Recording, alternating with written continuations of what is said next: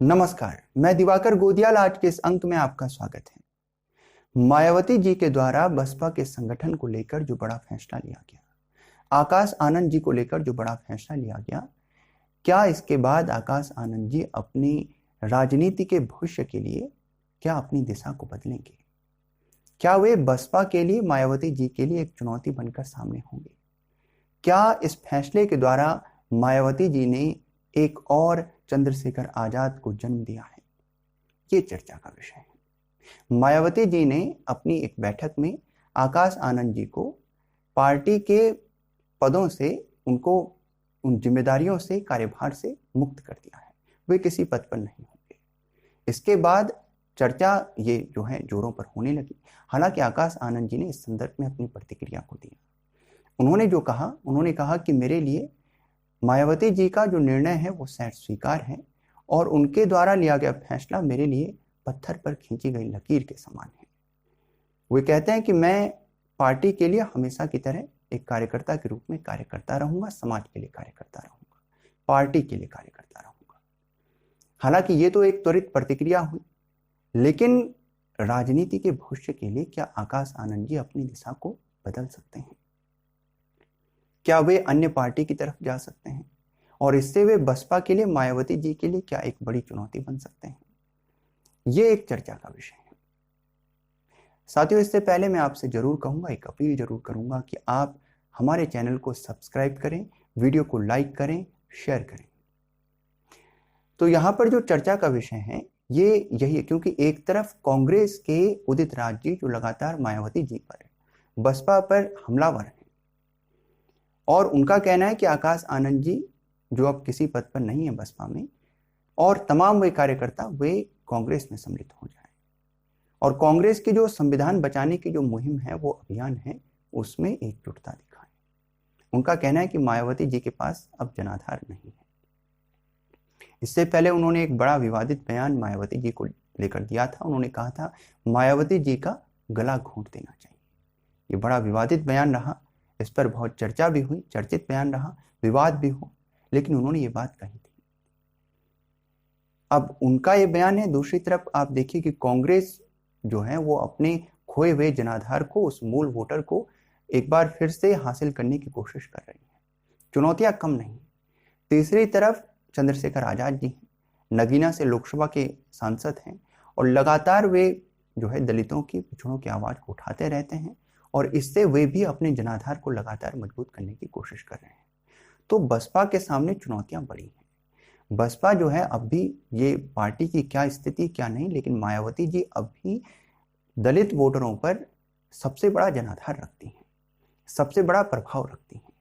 तो निश्चित रूप से वे सबसे बड़ी नेता हैं। इसीलिए चंद्रशेखर आजाद जी ये बात कहते हैं कि मैं एक बार मायावती जी का आशीर्वाद पाना चाहता हूं।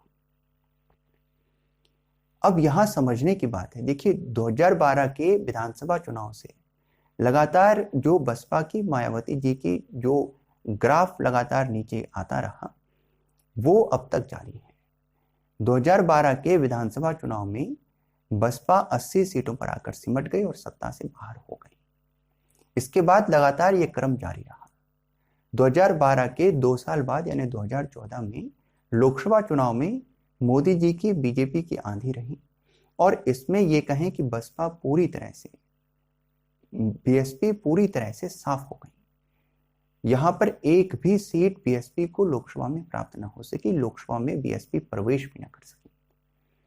अब यहां से स्थिति शुरू होती है और एक नए दलित चेहरे के तौर पर, दलितों के नेतृत्व के लिए एक नया चेहरा उभर कर सामने आता है। वे हैं चंद्रशेखर आजाद जी यहां से निकलकर सामने आते हैं। वे लगातार पिछड़ों की, दलितों की आवाज उठाते हैं। 2015 में वे जो है भीम आर्मी की स्थापना करते हैं और इसके बाद लगातार वे अपने अभियान को जारी रखते हैं, मुहिम को जारी रखते हैं। 2017 में फिर से विधानसभा चुनाव होता है और इस विधानसभा चुनाव में भी बसपा की, ये कहें कि बहुत बड़ी कोई जीत नहीं कह सकते, लगातार ग्राफ नीचे आता रहा और 2019 के विधानसभा चुनाव में बसपा ने केवल और केवल 19 सीटें हासिल की। यहां पर बीजेपी की आंधी रही और उस आंधी में एक बार फिर से बीएसपी का जो ग्राफ है वो लगातार नीचे जाता रहा और बसपा यहाँ पर 19 सीटों पर आकर सिमट गई। तो ये क्रम लगातार जारी रहा। इस दौर में चंद्रशेखर आजाद जी वो लगातार अपने अभियानों में जुटे रहे, लगातार आंदोलन करते रहे और वे अपने कार्यकर्ताओं के साथ, समर्थकों के साथ लगातार जनमानस की आवाज को उठाते रहे। ये धीरे धीरे एक उनका भी उत्थान का दौर है, उनके भी उदय का दौर है। और वो कहां तक पहुंचते हैं वो आखिर तक आप देखेंगे 2024 के लोकसभा चुनाव तक। हालांकि इसके बाद 2017 के बाद 2019 के लोकसभा चुनाव में, क्योंकि बसपा ने और सपा ने इसमें गठबंधन में लड़ा था, लेकिन उससे भी बहुत कोई बड़ी सफलता देखने को नहीं मिली। केवल और केवल 10 सीटों पर बसपा जो है जीत हासिल करती है लोकसभा में 10 सीटें हासिल करती हैं। अब यहाँ पर जो ये सफलता थी, ये सब कोई इतनी बड़ी सफलता ना थी। इससे ये तो धीरे धीरे साफ होने लगा कि मायावती जी का जो जनाधार है और जनता पर जो प्रभाव है, जिसे वोट में शिफ्ट होना चाहिए, जिसे जीत में तब्दील होना चाहिए, वो कम हुआ है। तो यहां से स्पष्ट हो गया चंद्रशेखर आजाद जी ने, उन्होंने सोचा कि अब एक सक्रिय राजनीति में निश्चित रूप से प्रवेश करना होगा। तो यहां से वे एक तरह से आप समझें कि सक्रिय राजनीति की तरफ आए। 2022 के विधानसभा चुनाव में उन्होंने चुनाव लड़ा और चुनाव लड़ा योगी आदित्यनाथ जी के खिलाफ, और इस चुनाव में उनकी हार हुई, उनकी जमानत जब्त हो गई, वे चुनाव हारे। लेकिन इसके बाद 2024 के लोकसभा चुनाव में वे एक बार फिर से लड़े। नगीना उत्तर प्रदेश से उन्होंने चुनाव लड़ा और जीत हासिल की। यहां पर बावजूद इसके कि बीएसपी ने भी अपने प्रत्याशी को उतारा, लेकिन चंद्रशेखर आजाद जी का कद इतना अधिक हो गया, वे निर्दलीय होते हुए भी चुनाव जीत गए। तो इससे आप अनुमान लगा सकते हैं कि 2024 के लोकसभा चुनाव में निर्दलीय प्रत्याशी के तौर पर चंद्रशेखर आजाद जी जीत जाते हैं। वहीं बसपा का ग्राफ इस तरह से गिरा कि 2024 के लोकसभा चुनाव में बसपा एक बार फिर से शून्य पर ही सिमट जाती है, एक भी सीट उनकी नहीं आती। तो ये लगातार क्रम जारी रहा बसपा की, जो है लगातार वो जो ग्राफ गिरता रहा, वो इस प्रकार से कुछ चलता रहा है। यहां पर आकाश आनंद जी को जो हटाया गया, इसीलिए चर्चा है कि क्या वे एक और चंद्रशेखर आजाद बनकर सामने होंगे। तो चंद्रशेखर आजाद जी का तो ये रहा पूरा का पूरा क्रम, जिस तरह से वे सामने आए, जिस तरह से वे लगातार आगे बढ़कर सामने दिखे। आकाश आनंद जी, जिनका आप ये समझिए 2017 से वे राजनीति में सक्रिय रहे और लगातार वे मायावती जी के मंच से उन्होंने अपनी राजनीति की शुरुआत की और 2024 के लोकसभा चुनाव में बेहद प्रभावपूर्ण ढंग से उन्होंने अपने भाषणों को रखा। जनमानस पर उनका प्रभाव था, जनमानस के बीच उनके वीडियोस खूब वायरल होने लगे, उनकी बातें खूब जनता को पसंद आने लगी। जनता को लगने लगा कि एक नेता, मुखर नेता सामने आ चुका है। लेकिन स्थितियां ये हुई, 2023 के दिसंबर में मायावती जी ने उन्हें अपना उत्तराधिकारी घोषित किया था, लेकिन और उन्हें जो है इसके बाद नेशनल कोऑर्डिनेटर भी बनाया जाता है। लेकिन चुनाव के दरमियान, लोकसभा चुनाव के दरमियान 2024 में, उसी समय पर चुनाव से ठीक पहले पहले उनको इन पदों से हटा दिया जाता है, ये कहकर कि राजनीति में अभी वे अपरिपक्व हैं। तो इसकी वजह से ये एक बड़ा बदलाव हुआ और चुनाव में इसके बाद स्थिति ये देखने को मिली, जो परिणाम आया उसमें 2024 में बसपा कहीं थी ही नहीं। अब एक बार फिर से यही कोई 1-2 महीने के भीतर पुनः जो है आकाश आनंद जी को एक बार फिर से पार्टी के राष्ट्रीय कोऑर्डिनेटर के तौर पर और उन्हें मायावती जी के उत्तराधिकारी के तौर पर वो पद उनको एक बार फिर से उनको बहाल कर दिया गया।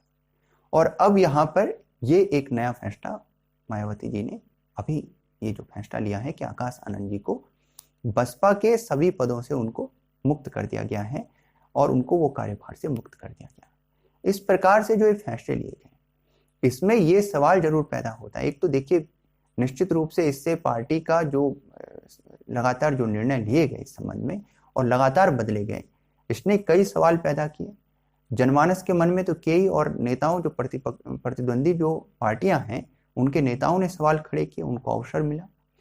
और यहाँ पर आकाश आनंद जी की जहां तक बात है, वे अपनी राजनीति को अब किस दिशा में लेकर जाएंगे, ये एक बड़ा सवाल है। क्या वे उसी प्रकार से, क्योंकि चंद्रशेखर आजाद जी जो है उन्होंने ये बात कही कि मैंने कई बार मायावती जी से मिलने की कोशिश की, गठबंधन करने की कोशिश की, लेकिन वो इसमें सफल ना हो सके।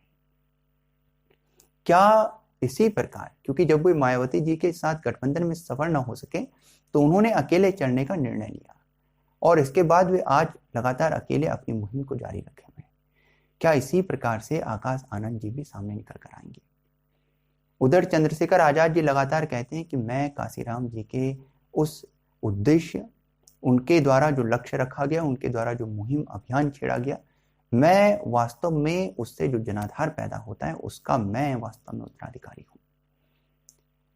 और अब एक तरफ आप देखिए कि चुनौती जो बड़ी है वो आकाश आनंद जी को लेकर है कि वे किस दिशा में बढ़ते हैं। क्या वे एक नई दिशा में बढ़ेंगे? क्या वे किसी और पार्टी में सम्मिलित होंगे और उसके बाद बसपा के लिए चुनौती बनेंगे? क्योंकि यहां पर अब नजरें उन पर रहेंगी कि वे किस दिशा में अपनी राजनीति के भविष्य को देखते हैं और किस दिशा में आगे बढ़ते हैं। तो चर्चा का ये विषय निश्चित रूप से इस समय पर जोरों पर है और ये देखने की बात रहेगी कि आकाश आनंद जी की राजनीति का भविष्य किस तरफ होता है। साथियों, आपको यदि ये वीडियो अच्छी लगी तो वीडियो को लाइक कीजिएगा, शेयर कीजिएगा, अपनी राय को कमेंट में लिखिएगा, साथ ही हमारे चैनल को सब्सक्राइब कीजिएगा।